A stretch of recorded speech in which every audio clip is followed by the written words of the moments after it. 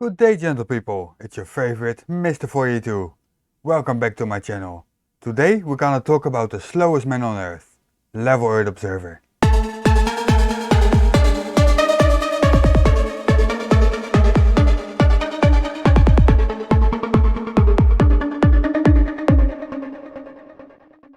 Today we get to see a space legend at work.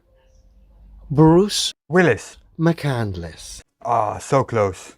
Bruce, in case you don't know, holds the record of being the fastest human of all time. Bruce McCandless went only 17,500 miles an hour.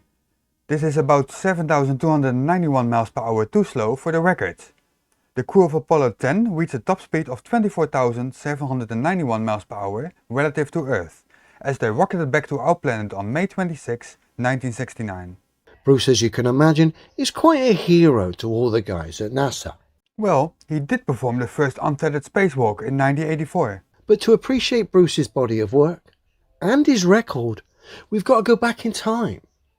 Back to the 80s, a time of great music, terrible special effects, hairspray fetishes, airfix models, and of course, the Jetpack Man. So take it away, Bruce. Finally, in the spring of 1984, astronaut Bruce McCandless gently rose, untethered, from Challenger's payload bay into the vast expanse of space. Here we get to see Bruce do a flyby, what appears to be Pangea. Ha ha ha, that's almost funny. Incredible!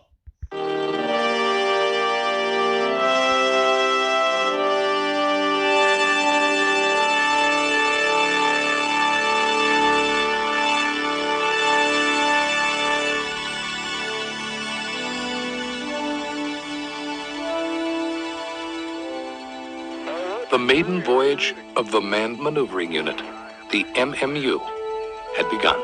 Well, that may have been one small step for Neil, but it's a heck of a big leap for me.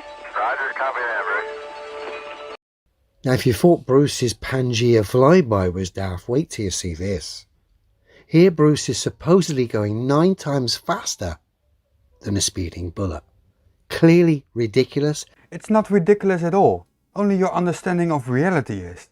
This footage has aged terribly. Not at all, and certainly a lot better than you. And it's obvious Bruce has been layered in here. Why don't you point out how it is so supposedly obvious? You can't do it, can you? And nothing is travelling 17,000 miles an hour. Nothing, except all those things in low Earth orbit. Ridiculous. But you can't explain why. What gives the game away even more is Bruce's voice. Right. If you were travelling at those speeds in a spacesuit, there'd be some emotion in your voice. No, Adam, such people are professionals. You'd either be a little bit scared, the adrenaline, He trained for this many years. or you'd be buzzing. But nothing here with Bruce. Oh dear, we don't all giggle like little girls every time we reach a high point. It's almost like he sat in a back room drinking tea and dunking his biscuits whilst doing the commentary for this. You have no idea what you talk about. It's that obvious. If you're an idiot like you. So let's have a look. For the first time in history, a man was flying in space, alone and untethered, in full control of his movements, traveling over 17,000 miles an hour, 150 miles above the Earth. We sure have a nice flying machine here. Roger, it's a great team effort. Listen to him. We sure have a nice flying machine here. Ridiculous, Bruce. Adam, the world is not at fault just because you steal it all every time you climb your model tower crane. These people have trained and know very well what they are doing, and drooling on the glass for an hour because it's a spectacular view is not part of their job. And what makes it even more ridiculous is when we go here. So if that footage of Bruce wasn't bad enough, we're supposed to believe he's hurtling around this ball, Yes, because he was. navigating all this space debris. Wait, you really think it looks like that? In this animation, supposedly giving us the detail of space debris for 1984. You do realize that absolutely not to scale, right? Oh, I forgot. You have problems with scale. Supposed to believe Bruce is hurtling round the ball, navigating all that. And this is what Europe looks like at the time I'm recording this. Airplanes bigger than cities and hundreds of collisions simultaneously. So to see this obvious bit of fake footage one more time before I go. No space debris, no satellites, obviously not travelling at 17,000 miles an hour. And not a single airplane is visible. I wonder why, Adam? Clearly fake. You haven't made a single point and call it fake.